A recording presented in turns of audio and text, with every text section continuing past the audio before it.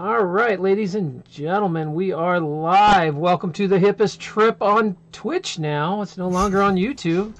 You are right on time to catch this positivity train. It is pulling out of the station. Are you feeling what I'm dealing? Because we are coming at you, and that's all because I'm out of rhymes.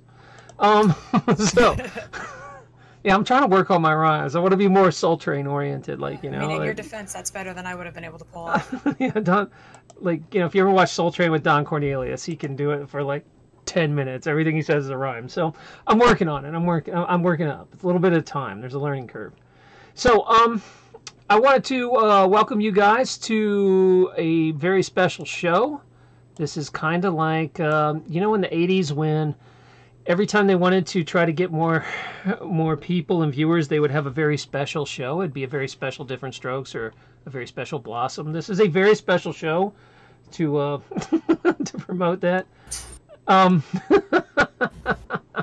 Okay, sometimes if you raise your voice, it pops a little bit. All right, I'll turn it down.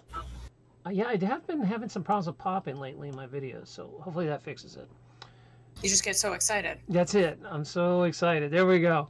Okay, you guys let us know if our levels are good now. Give us some feedback, and I think we're good to go.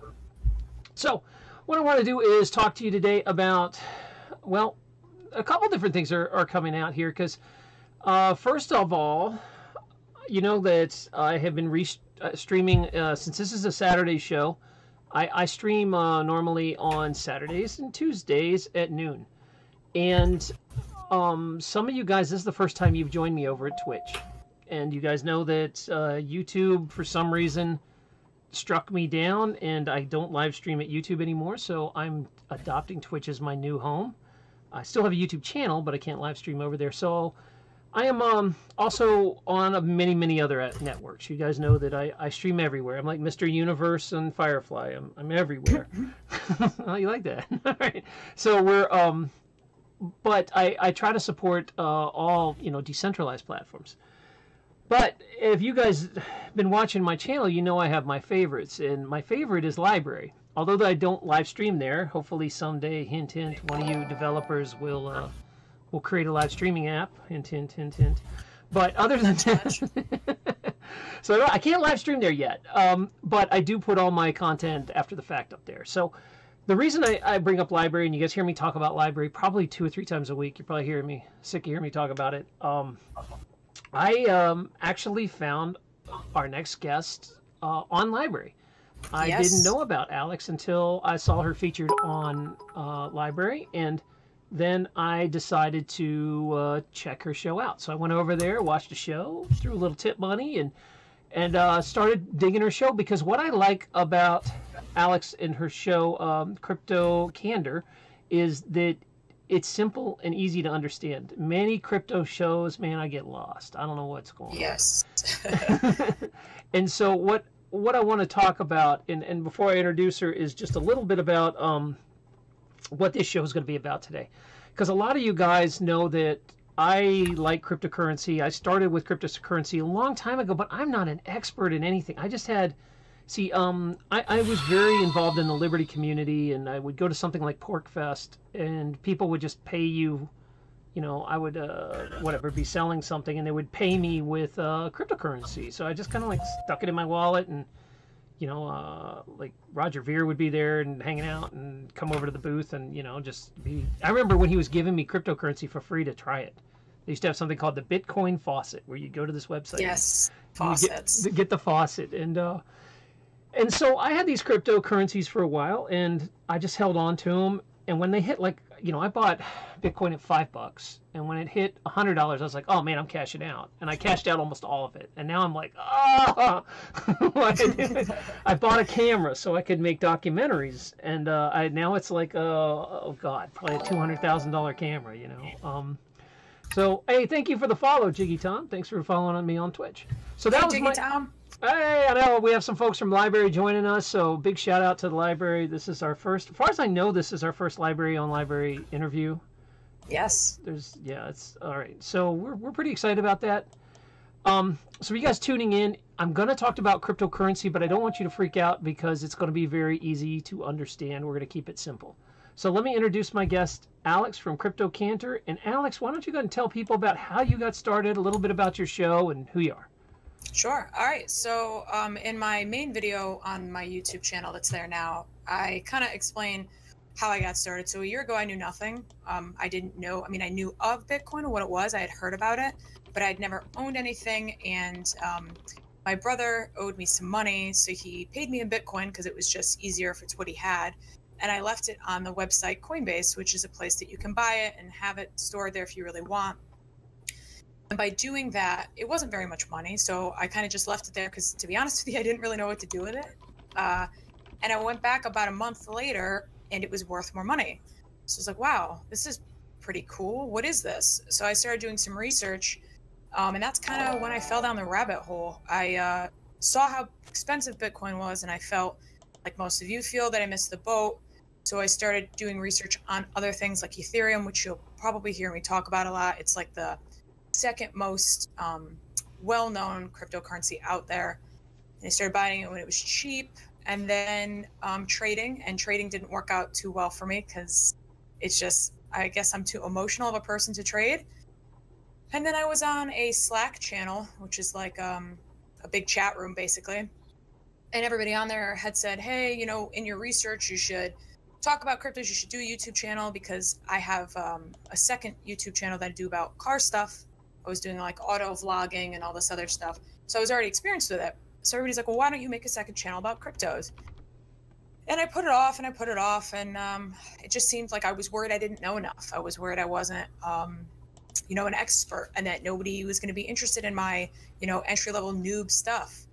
But as I had explained before, or I say pretty frequently to people when they ask, I always told myself, I'm going to do research. I'm going to go home. I'm going to read up about, you know, this project or that project. And it never happened. I was always too busy with work or too busy with life.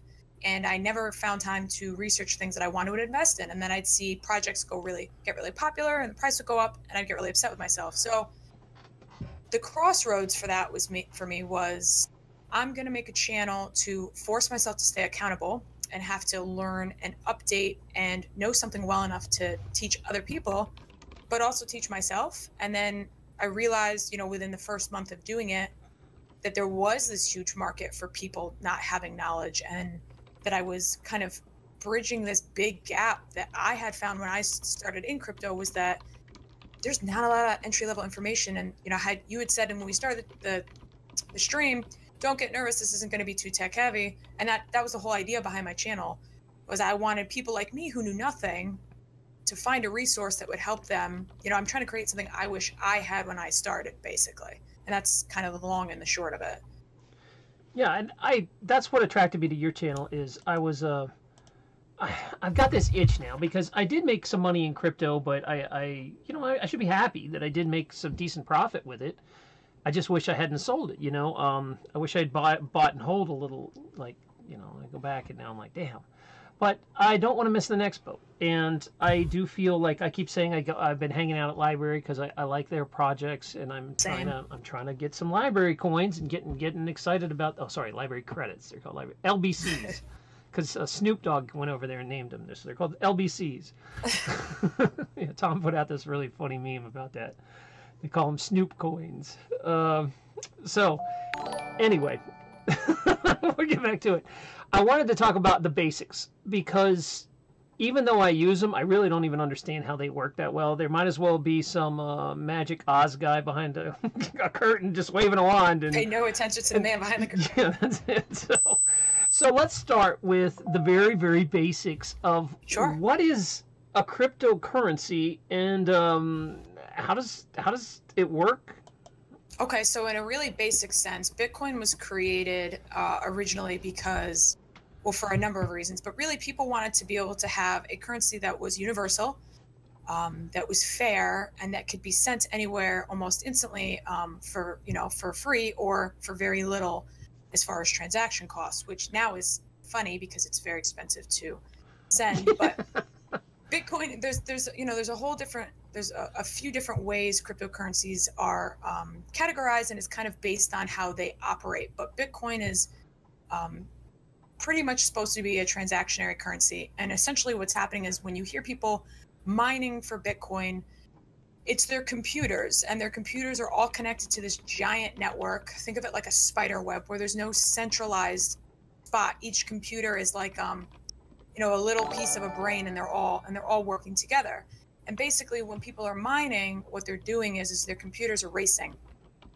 They're racing to do mathematical equations, and so the first one to get the answer, then all the computers have to agree that whoever got that answer is correct. And when it's an agreement, when they're in consensus, which is the term you'll hear, then they're rewarded, and they get blockchain rewards, or they get rewards for the blocks. So at that point, people, you know, it used to be very easy to mine because there weren't so many people doing it, and there's X amount of Bitcoin that are going to be mineable, and I forget how many it is, or what they're estimating based on the time of, you know, how often or how much people are mining now, like what the year it's going to be, that there's not going to be any more mining. But at some point they will all be out there, and they'll be in circulation, and that's kind of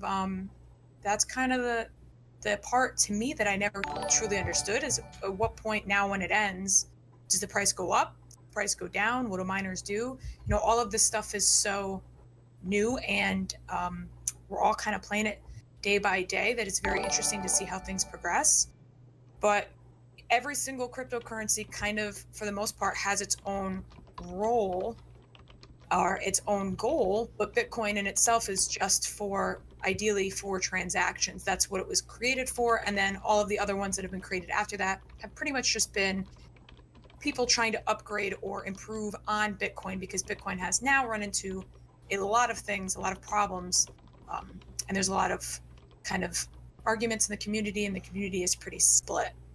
Yeah, so let's back that up a little bit, because we did kind of miss a little of the basics that I wanted to get back down to. Was, all right, like I said, if you guys that know me and have been around a while, I'm like an OG libertarian. I've been at this for a long time. And when it first came out, we were all like very excited because the liberty community first adopted it. They were like, man, this is a currency that is not regulated by some government. It's like nobody said it would work, and of course it worked because there's such a need. People want to have a free currency that's not controlled by politicians.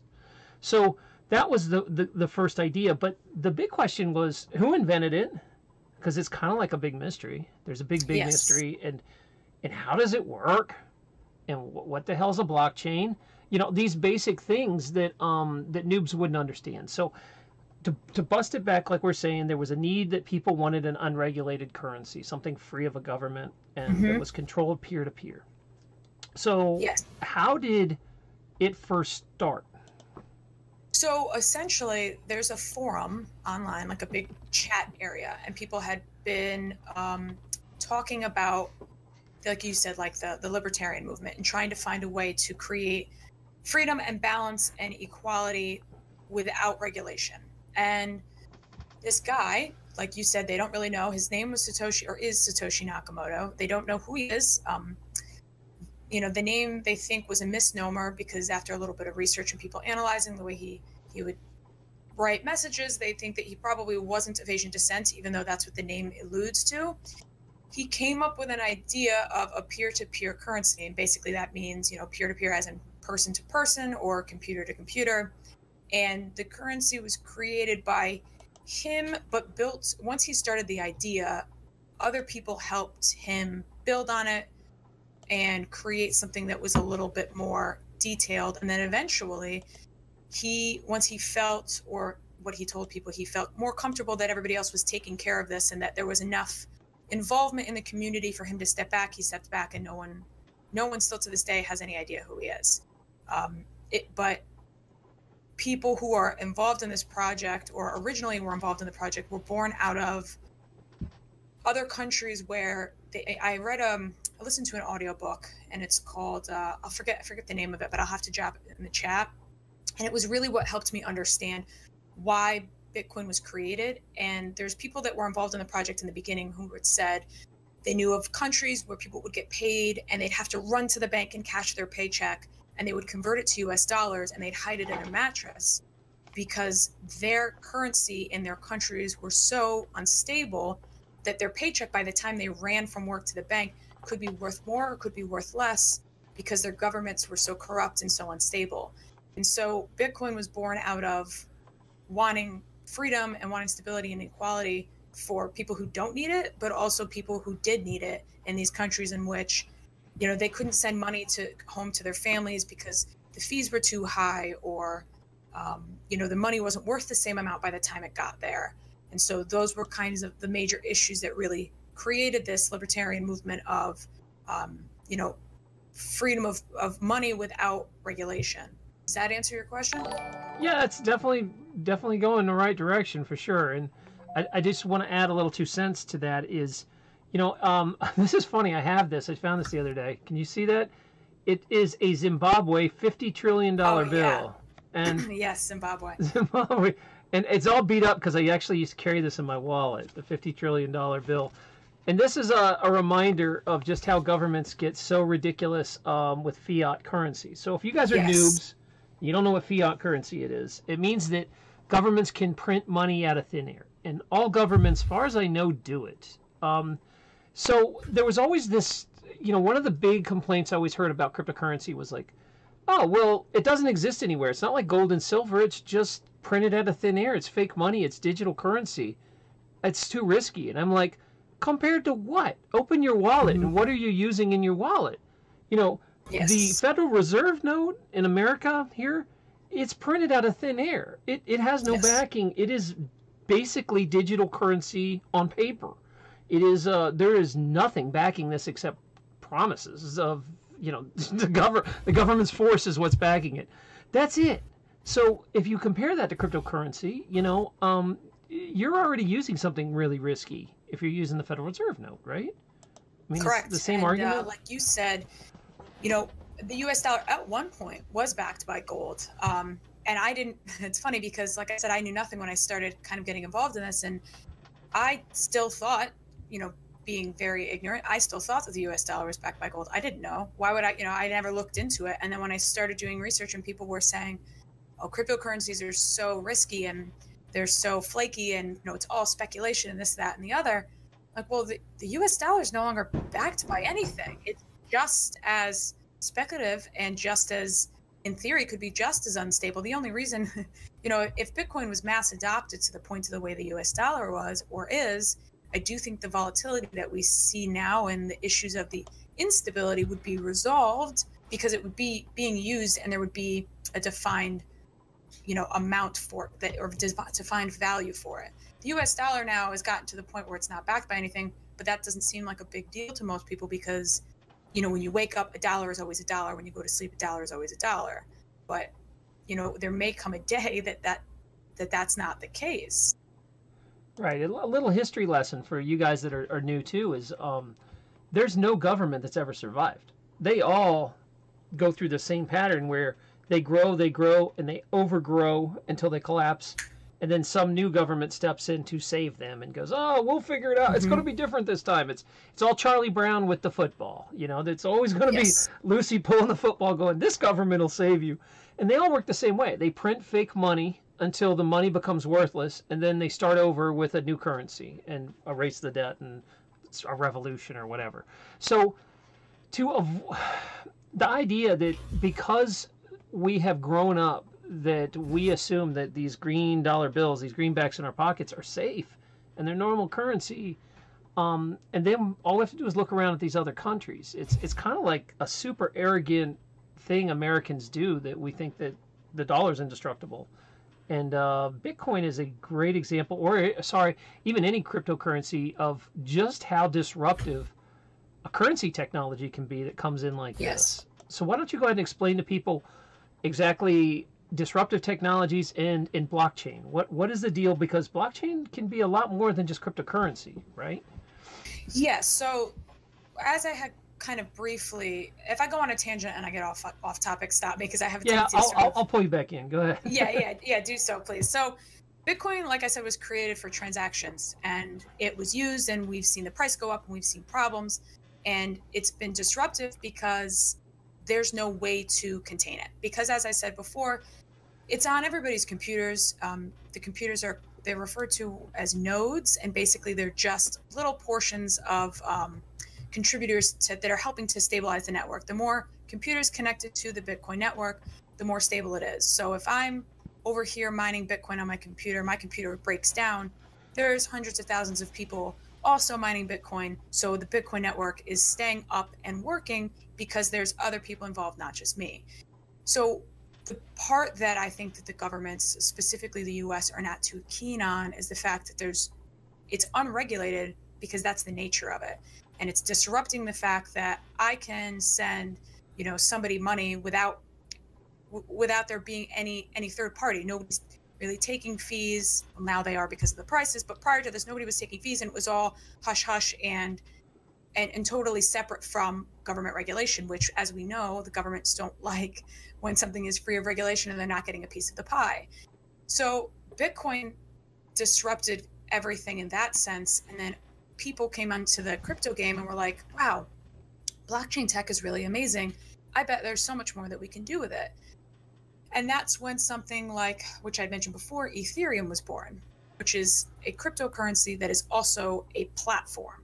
It still uses blockchain tech, but it's pretty much like, if you think of like a website builder, like Wix or something like that, where you can pull in applications and you can pull in widgets and you can pull in little pieces of things that are all building on top of Wix and are helping you create a website. That's what Aetherium is. So Aetherium would be Wix, and then all of these other people are building, a term you may have heard, which is ICOs, initial coin offerings. They're like little mini projects that people are building to create things to run on this Aetherium platform. It's similar to like basically running the internet, but in a different sense because it's on blockchain tech. And there's a currency that is on Ethereum, which is called Ether, and it powers all of those little programs and apps and things that are going to be running on the network. So we went from creating just a currency now to creating a platform that people are building off of, which is Bitcoin is considered a first generation cryptocurrency.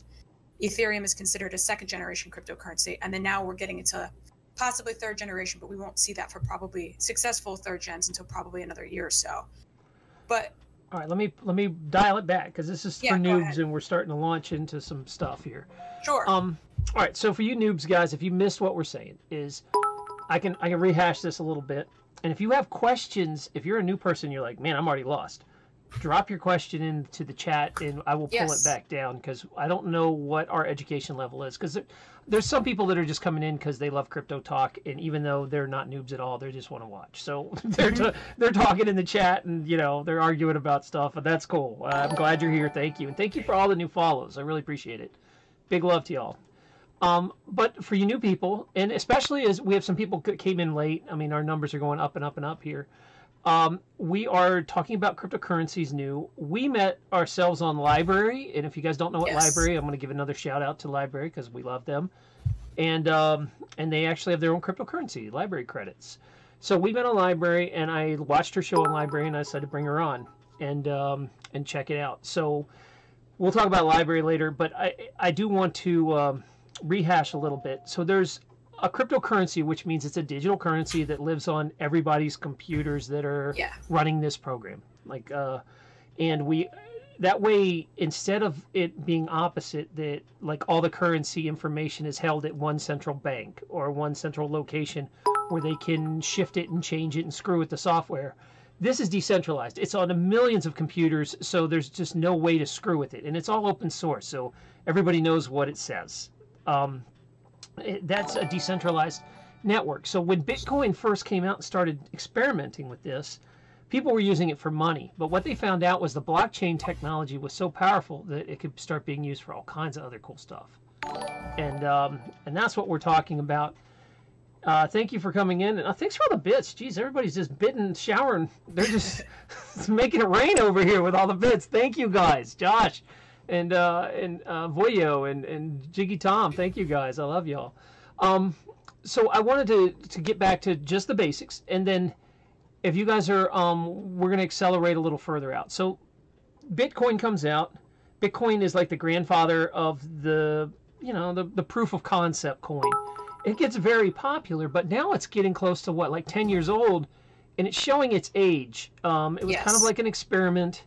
It was the first one out. It would be like if you had an internet browser and you were using Netscape, or AOL browser.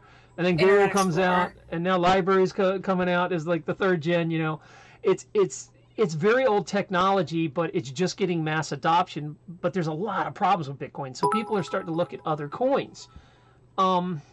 And man, they're just making it rain. I feel like I'm on a dance here for all the. What are bits exactly? The bits are when you become an affiliate on Twitch. They are a way people tip you. So cool. They're the biddies. So people are just dropping them, and they like what we're saying. So we're gonna keep talking. They're distracting me. They're laughing because they're distracting me so much. So for you guys, if you're just tuning in, you're lost on what this crypto stuff is. Drop a message if we start going too fast. So Bitcoin. Yeah, I have a tendency to talk a bit fast too. I'm trying to slow down. Bitcoin comes out. It is a digital currency. People agree to use it, but there is no real value behind it except people agreeing to use it as a medium. Correct. And well, there's value behind it that you have to mine it to get it, and by doing that, you have to run a computer program, and you randomly get, depending on if you solve a math equation or something, you randomly get a Bitcoin. So there is, I guess, like an electrical value to this. There is labor that needs to be done. It's not just completely out of thin air. You have to create it by mining it. Now, a lot of currencies do this, and I'm curious about the new currencies coming out. Like we'll talk about something like library coins and stuff. There are currencies that just are currencies to be used. Like Bitcoin doesn't have anything behind it except it's a currency. But then there's currencies that are built for purposes to be used on platforms like library or whatever. Can you explain that there's different kinds of currencies, how they work? Yeah, so I mean, it's just like, I'm trying to think of an example. So streaming platforms, right?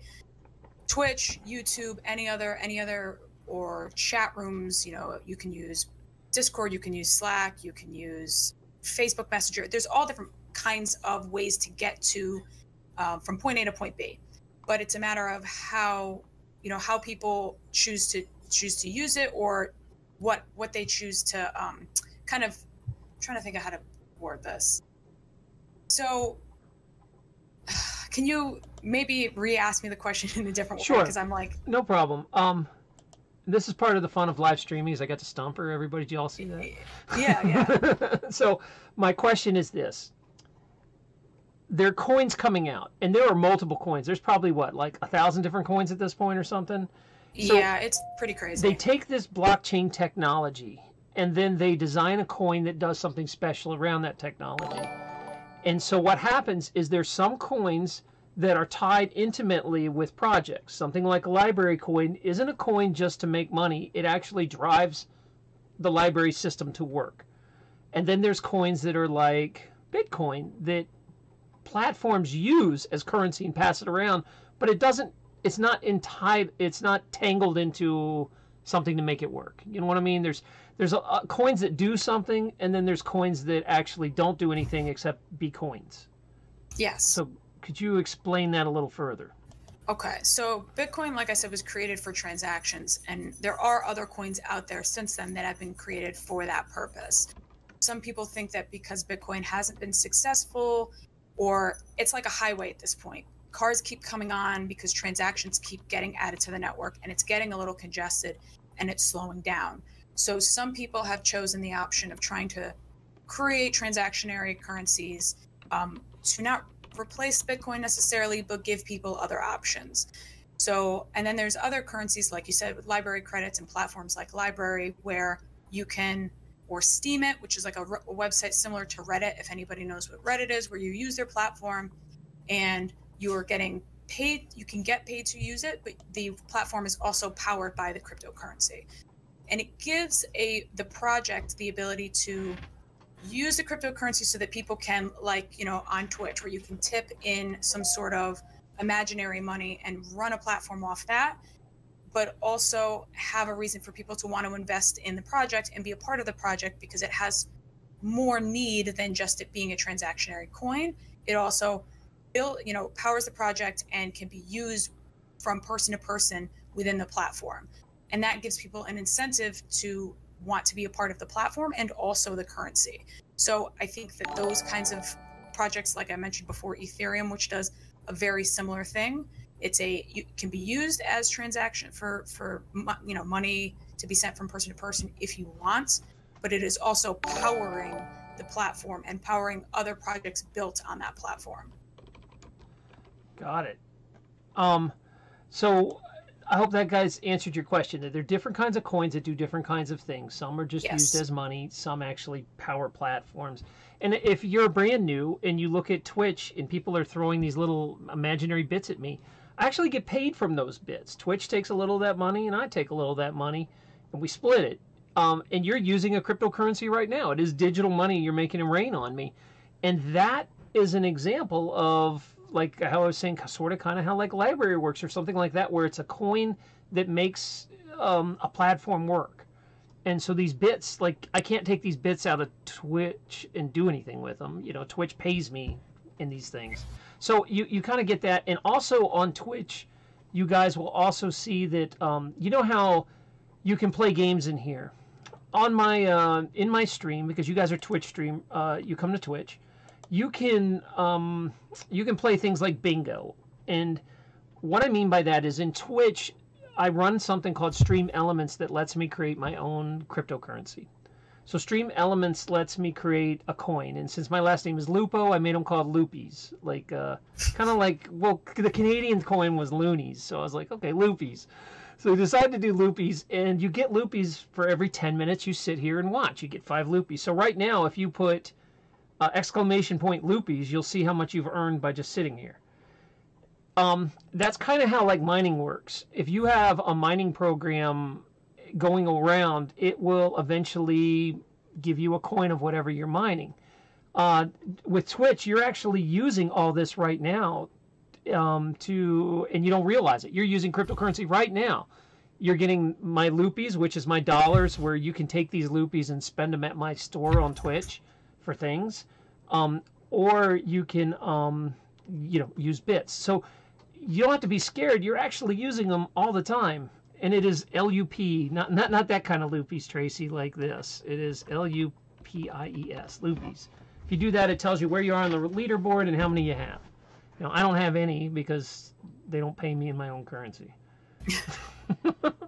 There you go. People are starting to play with it. And you can play things like if you want to play roulette, you'll put, or bingo, you can be like, exclamation point roulette 30 Loopies and bet them and see if you win. So you guys are already playing with cryptocurrencies. You don't need to be scared because you're already like, you don't realize that you're doing it on Twitch every day. The only difference is these are bigger money, bigger numbers, and a little harder to earn. So if someone wants to start, okay, someone's listening and they're like, all right, I kind of understand what this is. I keep hearing people talk about it. I feel like I missed the boat. I'm a little scared. What do you tell people? Like, where do you start? What's the first thing you do? Do you mean where do you start as far as educating yourself, or if you physically actually want to start purchasing? I'm assuming that they've educated themselves enough. Now, they say, okay, I'm willing to put a little money in. Now, what advice would you give them? How much should they put in? You know, that kind of thing. Like, how do they start? So there are a handful of websites that are active right now that are pretty reliable. And I'd say for people getting involved in, now or in the last year, we're at an advantage because cryptocurrencies are a little bit more streamlined and a little bit more accepted. And the websites in which you can purchase them as a side effect of that have become a little bit more reliable. So if you want to buy, obviously my advice is always never invest or purchase more than you're willing to lose. Go in with the mindset that this is all speculation and there's always a possibility that something could go wrong and that in theory, the price could drop, whatever it might be. So always be aware of that and be realistic about the kind of money that you're willing to invest. But if you are at that point where you've come to a conclusion and you've put away a little bit of money that you've opted to throw into cryptocurrencies, my advice would be to go to either Coinbase, which is a website where you can buy Bitcoin, Bitcoincash, Litecoin, and Aetherium, which are kind of the bigger ones now, or Gemini, which is another website which is actually built by and created by the Winklevoss twins, the guys who kind of lost out on Facebook. They're big into cryptocurrencies. So I say these two because there's two layers to this. If you have experience, say, trading, or you have experience with the stock market, and you're buying because you want to immediately move that cryptocurrency somewhere else and maybe trade with it, Coinbase would be the place that you would want to buy it on, because you link your debit card and the purchase can be instant. So you'll get the cryptocurrency immediately and you can take it off the website. You can transfer it somewhere else if you want to trade or do something else with it. But the fees are a little bit higher because of, I think, the convenience of it. And then the other one that I had mentioned, Gemini, when you purchase it, you have to hold the cryptocurrency on the site for like 4 or 5 days until the purchase clears, which means that you don't have immediate access to move the currency.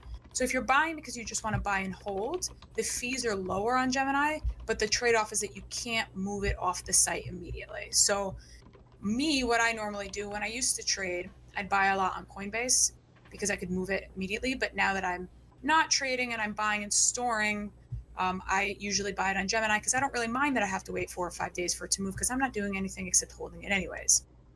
Okay. That being, go ahead. I'm sorry. Just to rehash, 2 main platforms is now Coinbase. You can actually like link it to your debit card or credit card, right? And you can buy it directly, because that was a big problem when cryptocurrency first got started. No one would take it on credit card, but I guess Coinbase does now. And then Gemini has less fees, but they take a lot longer to process. Those are the 2 ones. Okay. That's the trade-off. I mean, there's other ones too, but those are the most reliable. And I think as my friend Brett has just mentioned in the chat, Coinbase is also insured, which is very rare in the crypto community. So that's a little bit more, a little food for thought. Now, being a libertarian, and kind of, I really don't want the government in my business. Do all these things link to your accounts, and do you have to keep track of your trading, or can you still do like dark crypto? So that's a great question. So now, yes, there's very few ways. There are ways to go about it being entirely private. There's a coin that I promote that I'm actually working with. It's an altcoin called PIVX, and they're very much into privacy transactions. But as far as the main purchases go on Coinbase and Gemini, and if you're buying the main regular transactions or the regular cryptocurrencies on those sites, that is attached to your bank account information. They make you have to do regulatory things like put in your information, your social, and things like that to sign up. So they do that because it reduces risk for them to know who their customers are, and that's kind of the trade-off for how you get insurance and things like that for Coinbase, because they need to be in compliance with other regulatory bodies in the United States, right? So a couple of years ago, it was easier to get things and not have it linked to you. But now if you're buying on one of those major sites, it would be something that would be taxable, and you would have to kind of claim at the end of the year. Yeah, and there seems to be a big split with that, because a lot of reason people got into cryptocurrency in the first place was to not, give all their information to the government. And then, so there is a divide in the cryptocurrency market, I think, of people that want to keep it private and secure, and then other people that want it regulated. Is that correct? Yes, that is correct. And, when they created Bitcoin and Bitcoin became popular, everybody was like, oh, it's anonymous because, your address that you store it and the information that you give people to send you cryptocurrencies are just a random string of numbers and letters, and nobody's going to know who that's attached to. Well, eventually there's these things now called forensic cryptographers, I think the word is, and they are hired specifically to do forensic research on crypto addresses. And basically what that means is you had said, the blockchain is public. So if I sent you $50 worth of Bitcoin, the nature of Bitcoin is that it's all recorded on a public ledger that you can access online and see, okay, that is a confirmation, Alex sent $50 worth of Bitcoin, and you can see that. And they used to think that it wasn't traceable, but now to a certain, if you buy Bitcoin off Coinbase and you have a program on your computer that stores it, a wallet, and you send it to that address, and then you send it to somebody else. Well, if the cryptographers are smart enough, they can see that your address on Coinbase continues to send Bitcoin to your wallet address on your computer, and then from your wallet address they can see who else you're sending it to. Although there's no names, the addresses, for the most part, they change now, they changed them now, but they used to be static addresses. So it was something that was much easier to trace because the addresses weren't changing, and just because they're a string of numbers, although to the human eye they may look confusing, there are patterns obviously that people can pick up on. So that's part of the reason why Bitcoin is controversial, is you're saying that there's a divide, because there's the libertarian movement that Bitcoin started for privacy and for anonymity, and now we're finding that it's not so private and not so anonymous, because the same reason that it's popular and people like it for the public ledger aspect of being able to see all of the transactions publicly being sent always, it's the same reason that it can be traced. So it's kind of a double-edged sword. And there are technologies for Liberty folks that want privacy. There still are technologies out there. Like I had Cody Wilson on the show a while back, and I had asked him about his dark wallet project and stuff like that, where, you know, there are things out there. It's just not as easy to do. It's kind of like jumping through hoops to keep your privacy, where it used to be, you know, people didn't even know what Bitcoin was. They didn't take it serious, and it was easy to have privacy. I mean, the first time I ever used it, people were walking around PorcFest, and I actually got the coins, the physical coins. People were trading back and forth. There were Bitcoins where they had printed addresses on holographic coins, physical coins, to get people to try to use them. It's crazy. Yes. I wish I had kept those things. For your new viewers or people who have no experience with crypto, Bitcoin is it's an internet currency. It's a non-tangible item. So if you see people, like, there's images online where people would do write-ups or do articles about cryptocurrencies. There's this bee on a gold coin that they use as like a stock image. I just want to clarify that there is no physical currency. There are people, like you said, that did print the keys you know, into the coins, and they were able to give them to people to promote Bitcoin at one point. But as far as like overall currency goes, there is no actual physical Bitcoin that you can go out and buy. So if somebody is saying, hey, come buy my Bitcoin, and they hand you a gold B coin, don't buy it, because it's probably not Bitcoin. Yeah, I remember people were always like, people would get busted and they'd be like, we're going to take his Bitcoin, and where are your Bitcoins? Where are you storing them in your house? They had no clue they were digital currency. Yeah, that doesn't surprise me at all. And somebody, actually, one of your viewers had mentioned Silk Road. So if you don't mind, I'd like to just do a quick... you know, Glenn Aldbrook is a friend of the show, and I've interviewed her. So sure, you want to talk about Ross? Sure. So Silk Road was a website that was created to, you know, buy things that were illegal, unfortunately, mostly drugs and other things. And people originally started using Bitcoin because, again, it was sort of anonymous at that time, because these people that could look and do research on the ledger and figure out who was sending Bitcoin to whom didn't exist yet. So people would use Bitcoin to buy illegal things on this website, and it became this huge thing, and they were searching for months to find this guy that was running the website, and eventually they did find him. But Bitcoin became famous originally because of Silk Road and because of the illegal kind of activities that were going on around it. So people who were around when Bitcoin first started coming into the scene have a bad taste in their mouth, I think, a little bit about it. And that's probably part of the reason why it's been so hard to mainstream crypto, is because originally the first way people found out about it was for illegal uses and, you know, dishonest purchasing of items over kind of like the dark net, basically.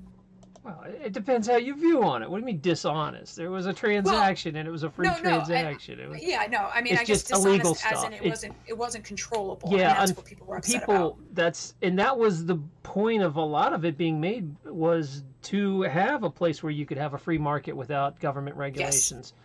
So to certain people, it's a beautiful free market, and other people, it's an unregulated drug den. You know, so it depends on your point of view of what if you think money should be controlled or not. So agreed. That is you're going to see two different camps in the Bitcoin community, but most likely right now you're going to hear more of a mainstream camp. I think they've taken over that, you know, that they want to make money and they want it regulated and all that, but you're always going to have the hardcore liberty camp that was like, hey man, this currency was to free us, and now we're just like saying, please regulate us, you know. So you'll hear different arguments, but you can still have both with this, I believe. Different cryptos for different. It's like different strokes, you know.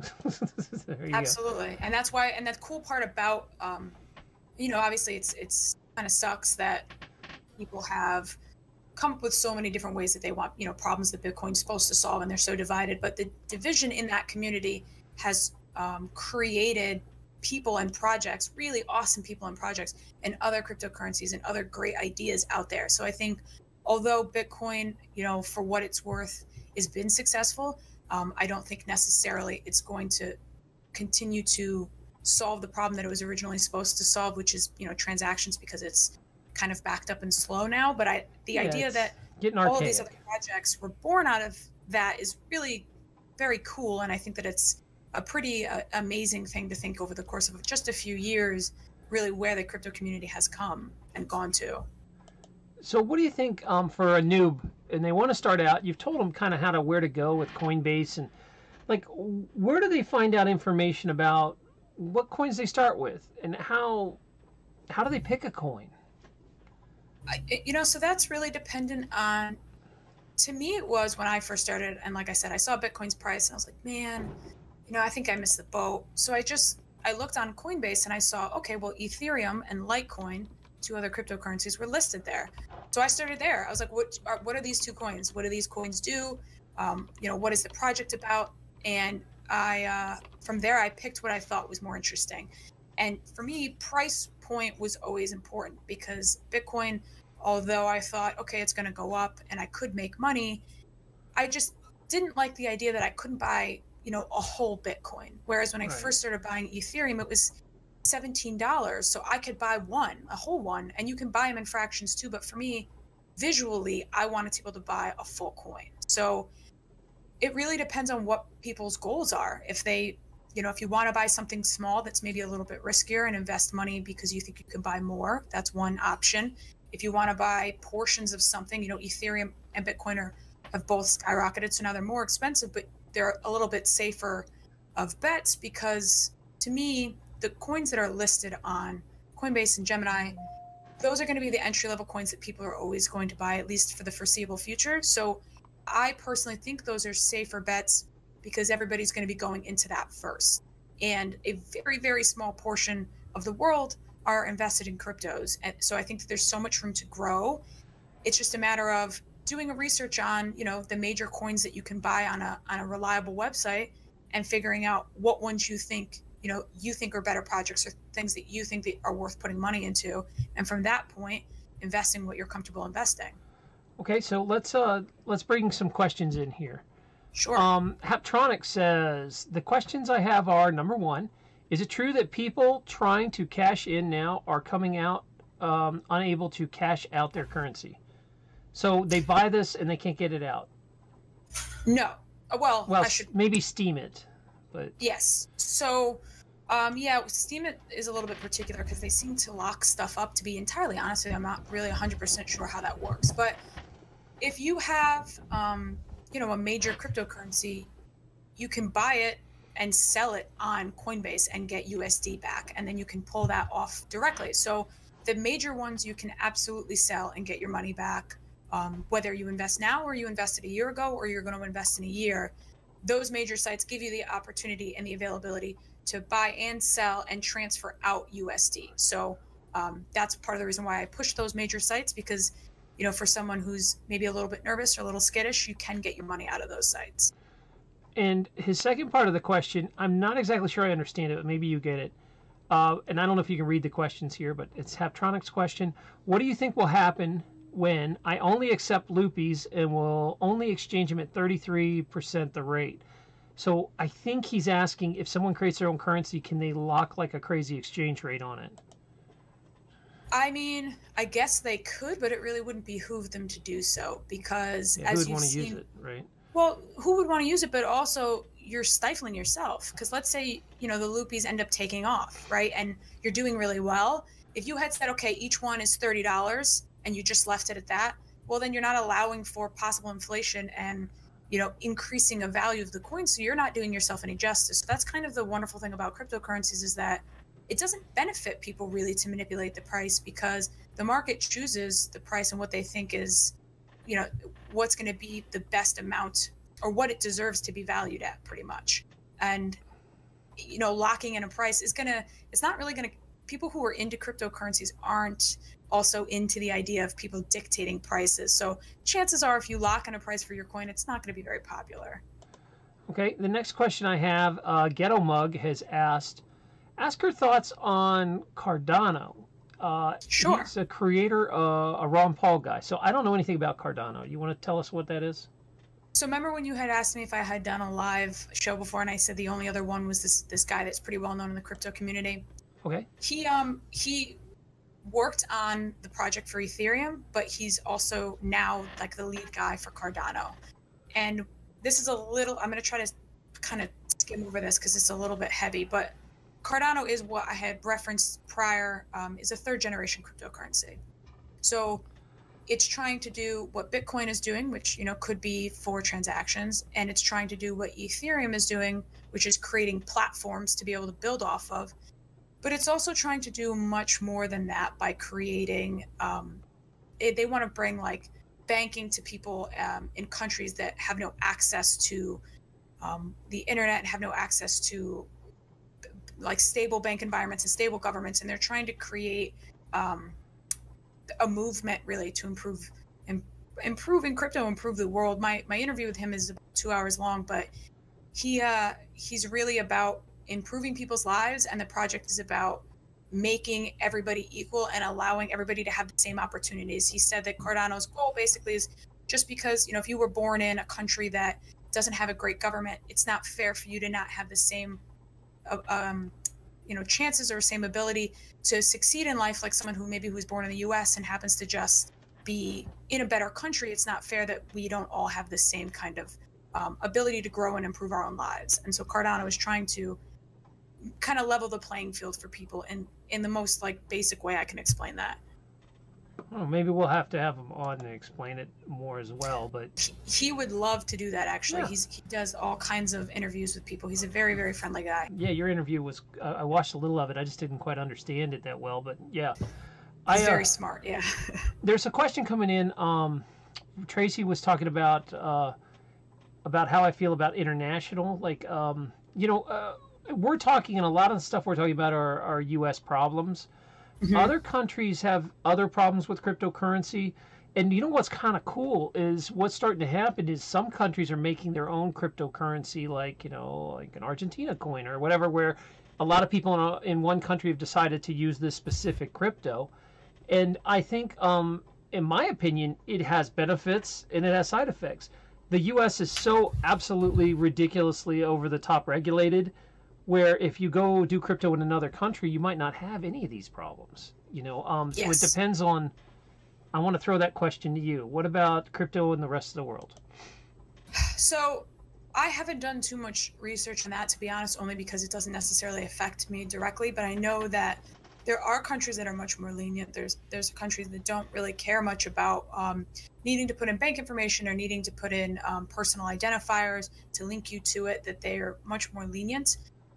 The U.S. obviously is a little bit more stringent on those things, or much more stringent, I should say, because I think that they're so focused on their bottom line as far as money goes. But as you had mentioned, other countries making their own cryptocurrencies, there's obviously going to be two sides to that.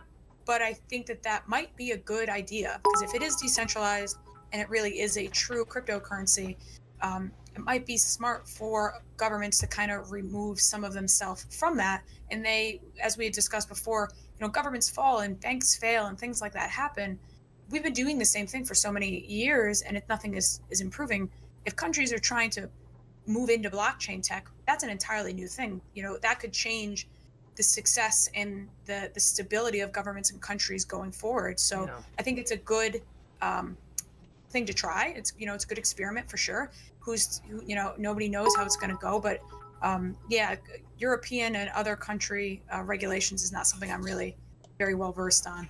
Well, I do want to say that when Bitcoin first came out, one of the big selling points was it was international. There's a lot of issues about, say I want to expat and I want to leave this country. How do I bring my wealth without losing it all to regulations and taxes and bunches of BS? So people would sell their assets, put it in Bitcoin, go to another country and cash it back out. And it was driving like governments crazy that they could actually bring their entire wealth with them. They didn't have to give it all away to leave the country.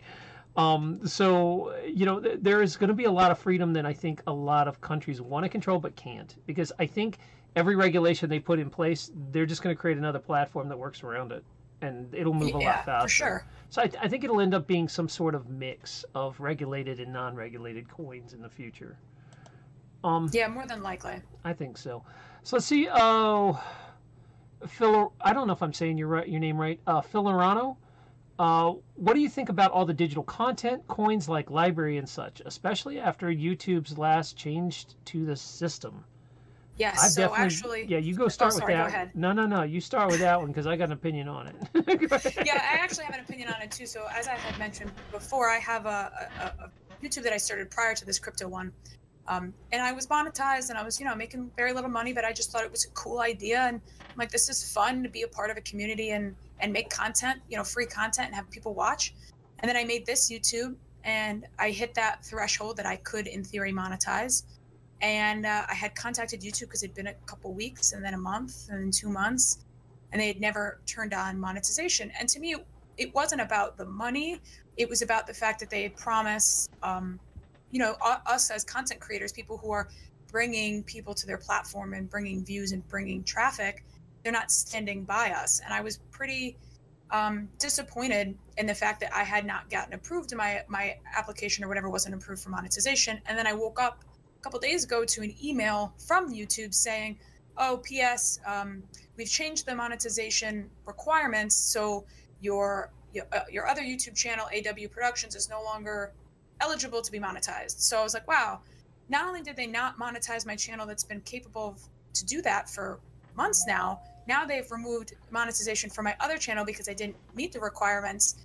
And, it's just really unfortunate that we don't have more freedom. So that's why I like library. And although, it is still new and it's definitely growing and there's improvements and things that they're working on, I think the idea behind it is awesome, because as a content creator, I want to have the least amount of boundaries between me and the people that are watching my show, or maybe people that want to contribute. And considering you and I, we're both making this content ourselves, I don't think it's fair for a third-party platform to have so much say in what we're doing and how we're spreading our information, or what kind of compensation we're allowed if people want to donate. It just doesn't seem fair. So I'm a big supporter for projects like Steemit, projects like Library, and there's a couple other websites out there that are trying to do something kind of similar to YouTube.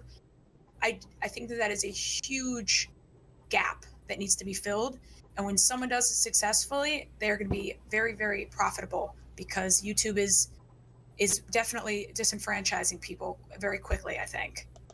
Yeah. Now, for you guys that maybe don't know me, or this is the first time you've ever seen me, I actually have a pretty decent sized YouTube platform. I've been there about 9 years, and I have a love-hate relationship with YouTube. It's like dating a bipolar girlfriend. Like, she gives and she takes, and you just don't know what she's going to do. Like, I'll have a great month on YouTube, and then they'll change an algorithm, and I'll have just a horrible thing. And then, like, I'm finally making a living on YouTube as a full-time content creator, and then the adpocalypse hits, and the next month I'm making a third of what I used to. It's very, very up and down, and this is a hard lesson. I wrote an article about this that's going up on the library community website that's about to come out. And the article is basically like, I've learned my lesson the hard way. If you're trying to start a business, especially as a content creator, I have done this over and over, that I would build a website on Google AdSense, and I would, design it around the algorithms, and then the algorithms would change, and that website wouldn't work anymore, and I couldn't get it to recover. So then I would go to Amazon and write a book, and I would do really well for a year and make money, and then Amazon would change its algorithms, can't recover, can't get it back.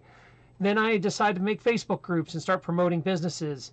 I get a huge Facebook group, Facebook changes the algorithm, lose thousands of people, hundreds of thousands of people in my groups. They're like, nope, groups are gone now. You have to pay to talk to your audiences. Gone. And then I'm like, ah. Then I'm like, okay, well, maybe I'll finally give YouTube a try. YouTube's going well. Build up this YouTube audience. One day somebody complains and says I have porno on my channel. I don't, but they said they do. I lose my live streaming. And it's like, okay, so when am I going to learn my damn lesson on stop building my business on other platforms I don't control? So that's why I'm looking forward to something like Library, where it is community controlled. There's not a business that is running Library. Now, there's a business that makes the app that runs on the Library protocol, but that's not the Library protocol. So if I build a business this time, it's going to be on a platform that can't get screwed with mysterious algorithms and corporate interests. And that's why I'm excited about it. And I'm super excited that the library coin is doing pretty good. The LBC, I think since I've watched, it's gone up from like 20 cents to over $1. So yeah, it is doing really well. Doing all right. So we kind of got way off on that one here. Okay. Guys, I'm trying to keep up with your questions, but there's a lot coming in, so I'm going back a little bit. Moopaloo, I hear that buying full coins is so motivating. You can make a profit by using that information. Do you worry about this sort of speculation? I don't really. So buying full coins, I'm not sure I entirely understand the question. I think he means that, is it like, you know, a lot of people like buying penny stocks, penny you know, cryptocurrencies where you, like you were saying, it feels psychologically better to own an entire coin than, oh, I own, you know, 1/50th of a Bitcoin. It's like, oh, okay, yes. I own 50 Litecoins. He's saying, do you think people will manipulate that fact to try to get, I think that's where he's going with that. I think, I mean, when a project starts, you know, if you're buying something that's brand new, you're investing in a new project, obviously the price is going to be very, very low and you're going to be able to get a lot of coins. But, you know, the nature of Bitcoin, you know, the nature of blockchain tech is that eventually, you know, it takes on a mind of its own in its own market, and the price is decided based on the community and people buying and selling. So I don't know if there's necessarily a way for people to manipulate it, you know, from a psychological aspect to make people want to invest in it more because the price is cheaper. I think once the project takes off on its own and the price is going to go where it wants to go, regardless of, you know, what the project developers want or what the people who are investing want, if that makes sense. Yeah, like anything, sometimes it's just popularity. I remember, okay, there was a guy that made a coin way back in the day called a Dogecoin. It had a picture of his dog on it. And he liked his dog, so he made a coin just as a proof of concept that, hey, you can use the blockchain to make your own coins. He was like one of the first guys. Well, everybody was like, oh, the Dogecoin's so cute. And they start buying it because it's so dirt cheap. And then they do a fundraiser and they buy a bobsled for the the Jamaican bobsled team. They cash out the Dogecoins and buy a bobsled. So these Jamaicans are like, what the hell's Dogecoin? They have no idea, but they're grateful to have it. So just the fact that someone put a cute dog picture and it became kitsch and there was all these memes about it, drove the coin, even though the coin really did nothing. It was just Dogecoin. Yeah, it's funny that you bring that up because when I first got into crypto, I kind of was wildly just buying stuff because I didn't really know what I was doing. But I bought Doge based on the fact that I like the meme. I thought it was funny. It was like fractions of a penny, so it wasn't even really like buying anything. And I still have it. I have 490 Doge that I keep as a collector's item. To me, it's just fun. It's like having a $2 bill. Right, it's fun. And I love it because I want to buy some Doge just because I like, and I'm sure someone has it, maybe you know, but you know, I'm like cat stupid. I love cats and they're all over my page and you'll see cats everywhere. So I'm wondering if there's a cat coin. I'm sure there is. There probably is. Yeah, off the top of my head, I'm not certain, but I'm sure that there's got to be. Again, I'd just probably buy it for just so I could say to people, hey, I tipped you in cat coin. You know, just for giggles. But I don't know if that's what you want to base real value on. But it's funny, with cryptocurrency, you can do stuff like that. It's there can be a silly factor that takes off. Yeah, it's fun, and that's the thing about it is there's no you know, cookie cutter way to do it. There's no directions, there's no rules, there's no anything. You could just, you know, if you have a team and you're smart enough to make a project and you have a good idea, you know, it's really the options and the ideas and everything, it's limitless. You can really do anything with it, and that's the coolest part about this stuff to me. Is like I said, a year ago I knew nothing about crypto. I didn't have this YouTube channel. My Twitter was inactive. I had like 50 followers on it, and in a year I've created something out of nothing because crypto existed, which was also something out of nothing. And it's, you know, I've met amazing people along the way. I've been doing cool interviews and talking to people, and I just think the whole culture of it is really unbelievable. And I think that's probably part of the reason why it's lasted so long and why it just continues to get stronger, is because this is like to me it seems like a once in a generation or once in a lifetime thing, what we're experiencing now.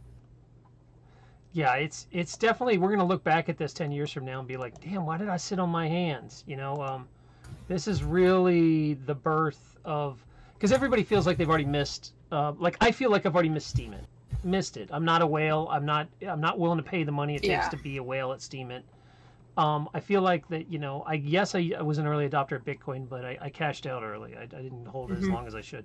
You know, I've been in it, but I feel like there's still going to be things, something like Verge, where people could put in $100 and make $1 million over a year. There's still going to be some weird things like that happening. Yeah, absolutely. There always is. There's always some. But as far as picking it, man, wow, you know, it's almost like gambling or use a psychic or whatever. And then what I would say is that, you know, when I was actually successful with stocks is I picked stuff I used and knew. So like I liked Dell computers back in the day, so I bought Dell. You know, I like library. I'll buy library. You know, I pick stuff I use that if you know these coins and you're like, okay, I use a gambling site that uses this coin and the gambling site's doing really well. I'm going to do this site. I mean, wouldn't you think that's kind of I mean, I would.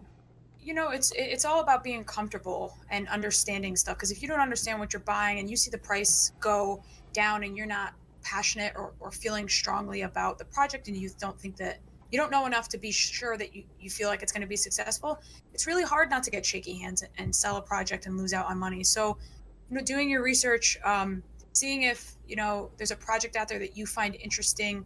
Like, to me, I really think my personal opinion is over the next year, because of the, you know, the tax changes again in the U.S., just speaking about the U.S., but the tax changes and the issues with, you know, privacy and things like that, I do think that privacy coins, real, true, honest privacy coins, are going to be very important in the next coming year or two, because, you know, Bitcoin created a currency, but now we need to create a currency that also has the ability to actually be anonymous, because there's always going to be that need.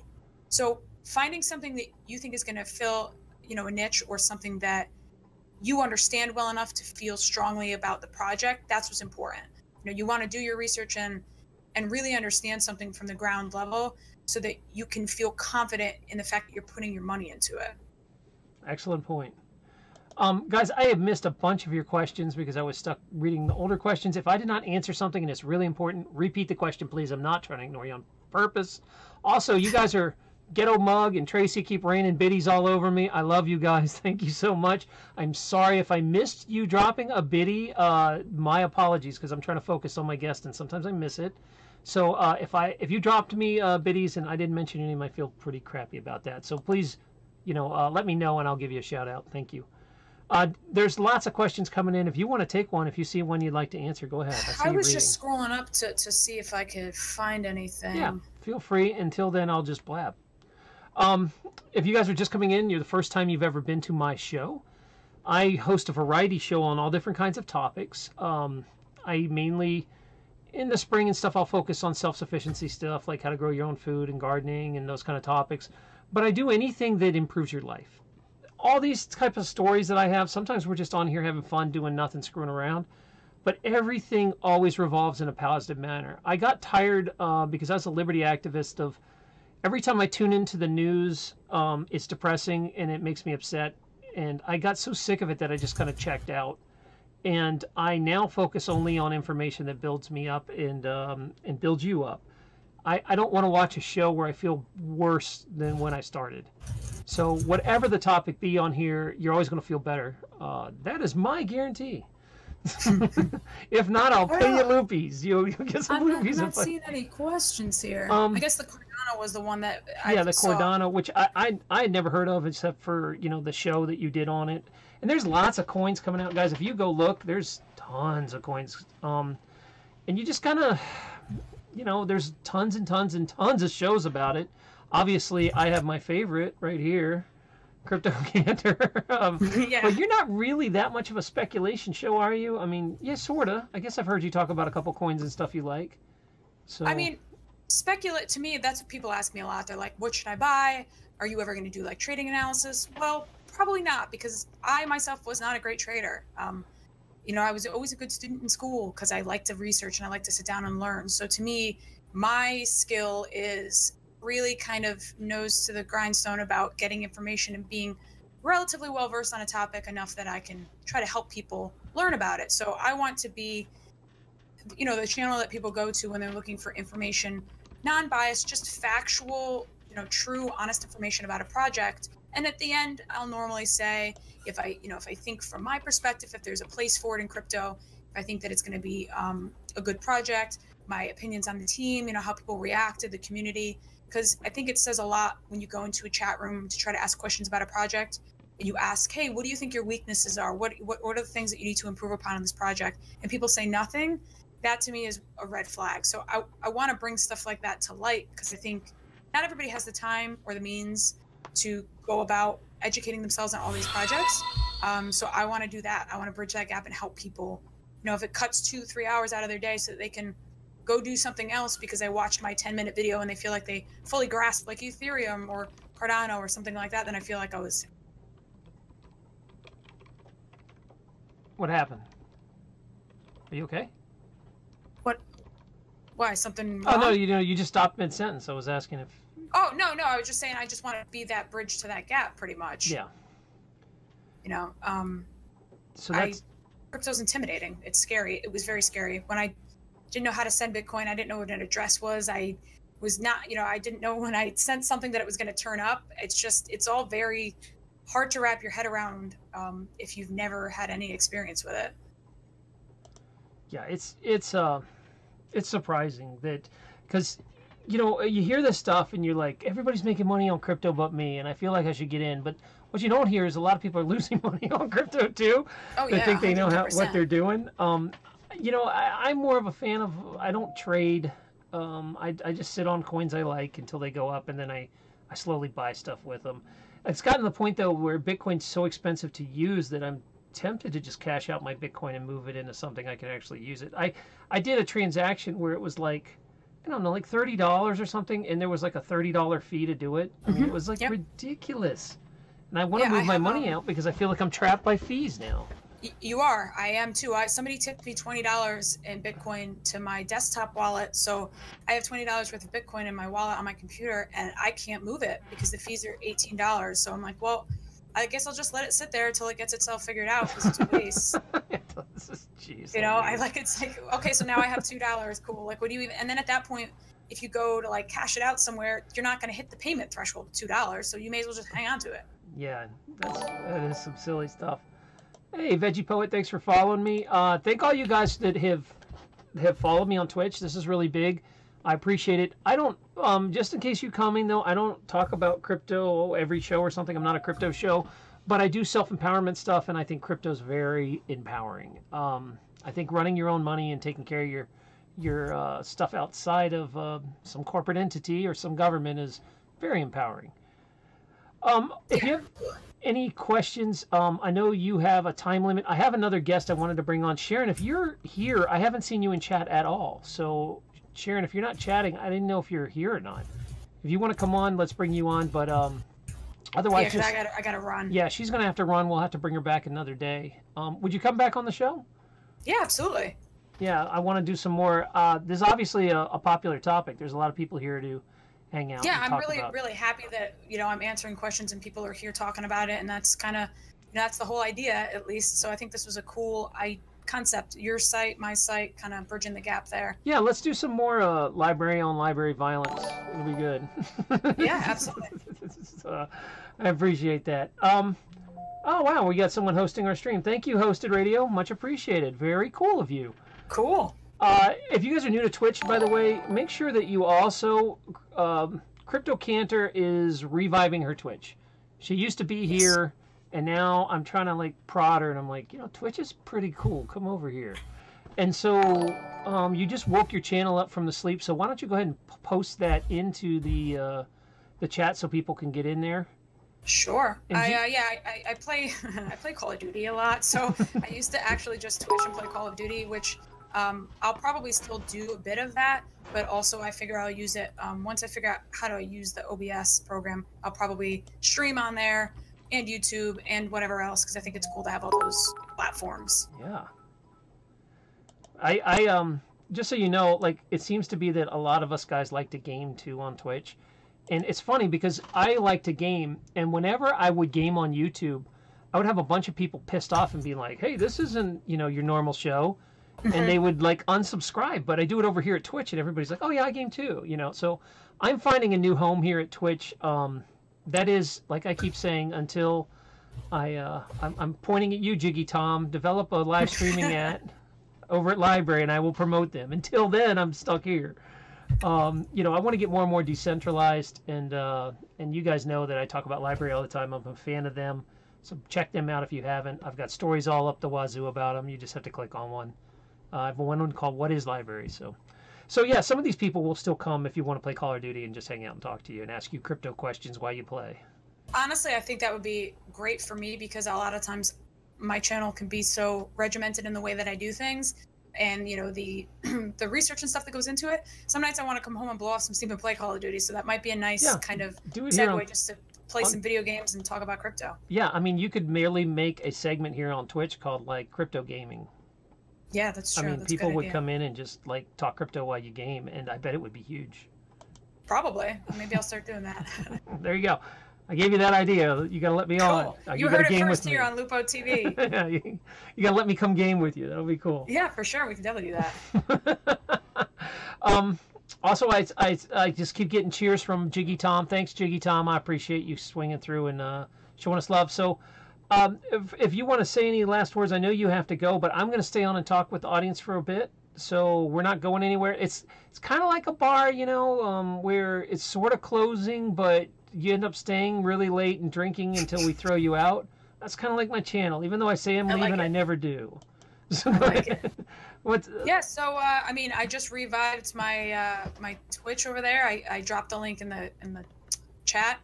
My Twitter's the same thing. All my handles are CryptoCandor, so that's my YouTube, that's Twitch. The only thing that's different is Steemit, which I can also put in the chat, but pretty much across the board, it's CryptoCandor. And I have, like I said, YouTube, Twitter, Twitch. I don't know. I feel like I have a Discord server too, individually. If you guys want to come in, if you're on Discord and you want to chat, I'm there. But yeah, I'm pretty much like always on some sort of platform at all times. So I'm pretty easy to get a hold of. If you have questions, you want to talk, feel free to reach out, because that's the whole community, is just talking and communicating. Yeah, that's it. We will talk about that, and there's lots of other questions coming in, but I don't know how long you can stay, so I don't. Yeah, I gotta run. So right. I would like to thank you for having me on and the invite, and I would love to come on and do this again with you guys. Very cool. You're always welcome here. You're part of the family now, and